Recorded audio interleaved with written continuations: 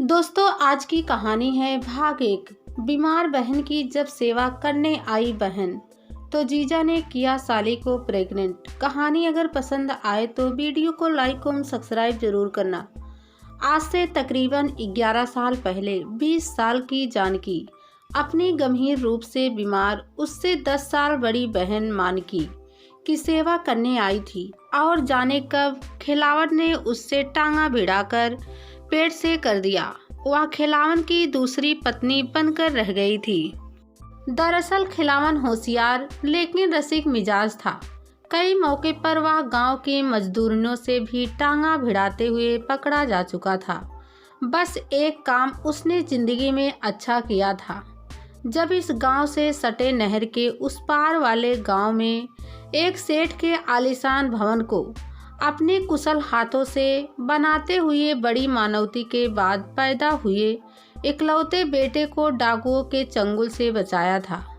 यह तो सेठ के 4 साल के उस बेटे का भाग्य था जो उस भवन की स्लैब डालने में बहुत रात हो गई थी और खिलावन अपनी पूरी मजदूर टीम के साथ उस बनती हुई इमारत के नीचे कमरे में रुककर सोने के लिए लेटा ही था कि सेठ की पास वाली पुरानी हवेली से सेठानी के रोने चिल्लाने की आवाज आने लगी।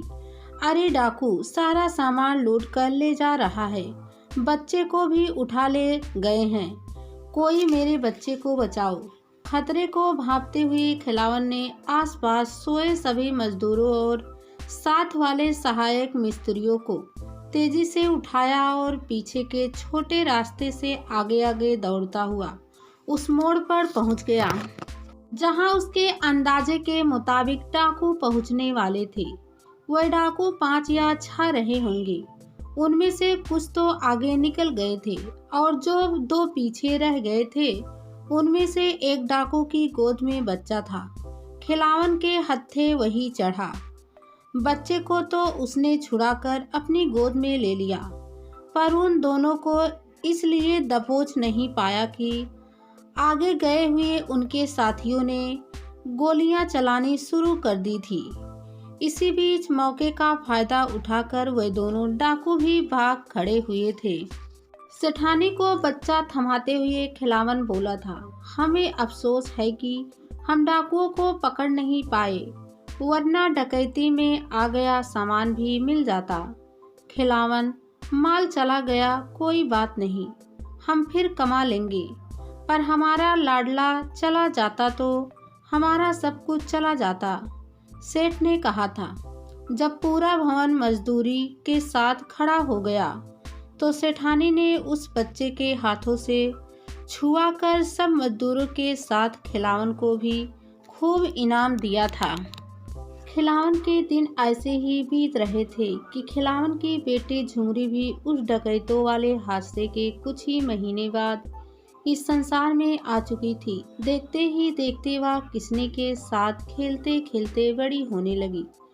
किसने से ज़्यादा खूबसूरत और तेज दिमाग की। जहाँ किसने को स्कूल जाना अखरता था, वहीं वह स्कूल में हर टीचर की प्यारी थी। जब झिंगुरी 10 साल की थी और 5वीं जमानत में पढ़ रही थी, तभी खिलावन मौका पाकर शहर निकल लिया। शहर जाकर तो खिलावन की और मौज हो गई। गांव का पता ठिकाना जैसे वह भूल ही गया। ठेकेदारी के साथ साथ खिलावन कमसीन मजदूरनियों को बातों ही बातों से पटाकर अपनी हवस पूरी करने में भी माहिर हो चला था। आजकल उसकी नज़र बिछिया पर थी, सिर पर मौ रंग धोती। 21 साल की बिछिया पर जब खिलावन की नज़र पहली बार पड़ी थी तो पहले उसने पता लगाया कि आखिर यह कमसीन है कौन। फिर जब उसे पता लगा कि वह बिरजू की बहन है जो बचपन में ही विधवा हो गई थी, तो मजदूरनियों के साथ बिछिया भी सिर पर रोडी और सीमेंट का भरा टोकरा बिरजू को लाकर पकड़ाती और फिर खाली टोकरी लेकर उसे फिर से भरने वापस चली जाती। बिरजू कुछ ही दिनों में अच्छे ढंग से मशीन चलाना सीख गया। वह ठेकेदार खिलावन के गुण गाते नहीं थकता था। एक दिन मछली भात खाने के बहाने खिलावन बिरजू के घर पर पहुंच गया। बिछिया ने उसे उस दिन खाना क्या खिलाया कि उसका तो वहाँ रोज ही जाना होने लगा। आखिर बिछिया उसके जाल में फंसने से कैसे बच पाती? उस बुझी राख की चिंगारी हवस की आग में कैसे भड़कने से बच सकती थी? खिलावन का ज़्यादातर समय बिरजू और बिछिया के साथ अच्छा बीत रहा था। उधर हाउसिंग प्रोजेक्ट का काम खत्म होने वाला था और बिछिया से खिलावन ऊब चुका था। इसलिए उसने बिरजू से कहा, मैं अपने गांव जा रहा हूँ, 15 दिन बाद लौट आऊँगा। तब तक तुम बिछिया का ख्याल रखना। आते ही मैं उससे शादी कर लूँगा।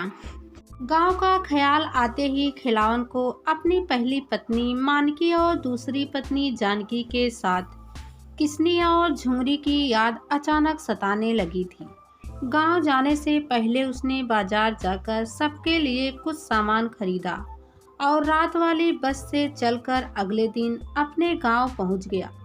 गांव में अपने ही हाथों से बनाए गए 2 कमरों और एक बाहरी बैठक व खुले से आंगन वाले उस घर के भीतर पहुंचकर उसे हैरानी तब हुई जब उसे पता चला कि 5 साल पहले तक तपेदी से ग्रस्त पहली पत्नी मानकी अभी तक जिंदा है और अब अच्छे से रहने लगी है। तो वह रात उसने मानकी के साथ ही बिताने की सोच ली।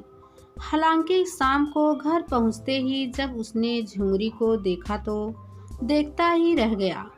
इन 5 सालों में वह जवानी से भर जाएगी, यह तो उसने सोचा ही नहीं था। जानकी ने जब खिलावन की नज़रों की तरफ देखा तो उसने झुंगरी से कहा, अरे झुंगरी, अपने बाबू के लिए चौके में जाकर कुछ मीठा और पीने का पानी लेकर आ। उसके सामने से हटते ही जानकी बोली, तुम क्या समझते थे वह 10 साल वाली बच्ची ही रहेगी? अरे 10वीं जमानत में दाखिला लेकर आगे की पढ़ाई कर रही है। और किसने? उसने तो तुम्हारे जाने के बाद ही पढ़ाई छोड़ दी थी और मेरे साथ मजदूरी पर जाने लगी थी। लेकिन वह है कहाँ? दिख क्यों नहीं रही है? खिलावन के इतना पूछते ही आसपास एकदम से सन्नाटा छा गया और मानकी अचानक रोने लगी। उसे रोता देखकर खिलावन ने जानकी की तरफ देखते हुए पूछा, अरे इसे क्या हुआ? किसने के बारे में पूछते ही यह रोने क्यों लगी? जानकी को भी तुरंत कुछ जवाब नहीं सूझा। वह कुछ बताती तब तक मिठाई और पानी का भरा गिलास लाकर अपने पिता को देते हुए झुंगरी बोली, वह जीवन मिस्त्री के साथ भाग गई। दोनों अम्माओं ने उसे बहुत समझाया कि बापू आ जाएंगे तो उनसे कहकर हम तेरी शादी उसी से करवा देंगे जिसे तू चाहेगी। पर वह यही बोलती रही कि इस घर की चौखट पर कोई भी लड़के वाला बारात लेकर कभी नहीं आएंगे। क्यों बापू? वह ऐसा क्यों सोचती थी? तुम यहाँ होते तो क्या उसकी शादी धूमधाम से ना करते? आखिर तुम हम सबको अकेले छोड़कर शहर गए ही क्यों?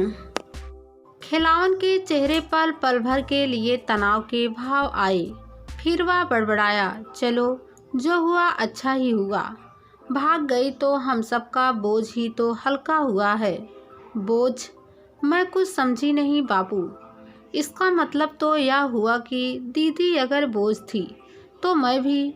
झुंगरी आगे कुछ कहती कि पास खड़ी जानकी ने उसका मुंह बंद कर दिया। मीठा खाकर और पानी का गिलास खाली करके खिलावन ने झुंगरी को तेजी से घूरा, फिर अपनी त्योरी पर बल डालता हुआ उठ खड़ा हुआ और मानकी के पास जाकर उसे समझाते हुए बोला, अब इस रोने धोने से कुछ नहीं होगा, समझ लो। एक बड़ा काम अपने आप हो गया और खर्चा भी बच गया। उसने एक बार फिर झुंगरी को घूरा, फिर जानकी के पास जाकर बोला, मैं गांव घूम कर आता हूँ, आकर खाना खाऊंगा। तुम मानकी के कमरे में ही मेरा बिस्तर लगा देना, उसे तसल्ली की बहुत ज़रूरत है। यह कहकर खिलावन बाहर निकल गया। जानकी समझ गई कि हो ना हो वह देसी शराब के ठेके की तरफ ही गया होगा। उसका सोचना सच ही था, क्योंकि जब वह लौटा तो झूम रहा था। खाना खाकर मानकी को साथ लिए हुए वह उसके कमरे में जाकर लेट गया। उस रात अपनी माँ जानकी के पलंग पर ही उसकी बगल में लेटकर झुंगरी ने सवाल पूछ डाला, माँ, जब बड़की अम्मा को पिताजी बकायदा बाजे गाजे और बारात लेकर ब्याह लाए थे तो तुमने क्यों उन्हीं से शादी कर ली?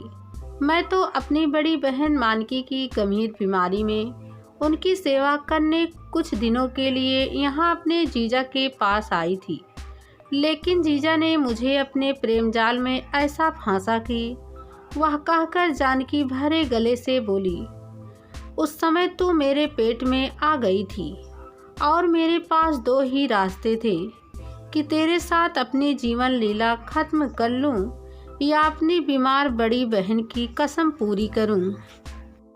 कसम? कैसे कसम माँ? उस समय तेरी बड़की माँ बीमारी के चलते रात भर खांसती रहती थी। तपेदिक की वजह से खून की उल्टियाँ भी हो रही थी। बचने की कोई उम्मीद नहीं थी। किसनी तब 4 साल की थी। उस समय मुझे तेरी बड़की माँ ने समझाया कि देख, अब तू वापस मायके जाएगी भी तो कौन सा मुँह लेकर, और जाएगी तो सोच कि माँ बाप तो जीते जी ही मर जाएंगे, फिर मैं भी अब ज़्यादा दिन नहीं जिंदा रहने वाली। तू अब खिलावन की पत्नी बनकर ही यहाँ रह ले। किसनी की भी परवरिश हो जाएगी और तेरा बच्चा भी बच जाएगा। इसका मतलब मैं नाजायज हूँ? ऐसा मत बोल मेरी प्यारी बेटी, तू ही तो मेरे जीने की एक वजह है। कहकर जानकी ने झुंगरी को कसकर अपनी छाती से चिपका लिया। अपनी माँ की छाती से लगी हुई झुंगरी बोली, लेकिन माँ, एक बात मेरी समझ में नहीं आई कि हम चारों को गांव में छोड़कर पिताजी शहर क्यों चले गए, और गए तो इतने साल बाद क्यों लौटे? क्या उन्हें हमारी याद तक नहीं आई होगी? किसनी दीदी के बारे में सुनकर भी वे ऐसे बोले जैसे उनका भाग जाना बहुत छोटी सी बात हो। तू इतना ज़्यादा मत सोच, अब तो तेरे बापू लौट आए हैं, अब तू सो जा। सो तो जाऊंगी, पर माँ, मैं बापू को परिवार की जिम्मेदारियों से मुंह छिपाकर शहर तब तक जाने नहीं दूंगी जब तक वह मेरी पसंद के लड़के से शादी करके मुझे विदा नहीं कर देंगे। अगर उन्होंने ऐसा नहीं किया तो मैं भी उनके साथ इस बार शहर जाकर रहूंगी, भले ही मुझे भी वहाँ गारा मिट्टी ढोना पड़े। तो क्या तूने गारा मिट्टी ढोने के लिए पढ़ाई की है? तुमने भी तो हालात के आगे हार मानकर अपने शरीर को क्या इसलिए एक ऐसे इंसान को सौंप दिया था कि वह तुम्हें मजदूरन बनाकर खुद शहर चला जाए? माँ, किसनी के प्रति उनके बदलाव को देखकर आज मुझे बहुत गुस्सा आ रहा है।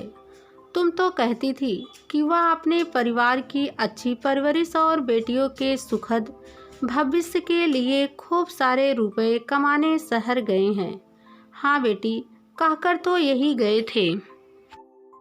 लेकिन माँ, अगर बापू ने रुपया कमाया होता तो हम बहनों के लिए ढंग के कपड़े और तुम दोनों के लिए सोने के गहने लेकर आए होते। जैसे कपड़े वे शहर से लेकर आए हैं वे तो यहाँ गांव में भी मिल जाते हैं। बड़ी देर तक झुंगरी जानकी से ऐसी ही बातें करती रही। उसे गुस्सा आ रहा था कि पता नहीं क्यों बड़की अम्मा और माँ उसके पिता को परमेश्वर का दर्जा देते हैं। क्या कोई बाप अपनी लड़की को ऐसे नज़रों से घूरता है जैसे उसका बापू घूर रहा था? ऐसी नज़रों से तो उसे गोपाल ने आज तक नहीं घूरा, जो उसे जी जान से प्यार करता है और हमेशा कहता है कि वह उससे शादी करके अपनी दुल्हन के रूप में विदा करा कर ले जाएगा। ऐसी ही बहुत सी बातें सोचते सोचते झुंगरी सो गई। जानकी की तो ना जाने कब की आंख लग गई थी।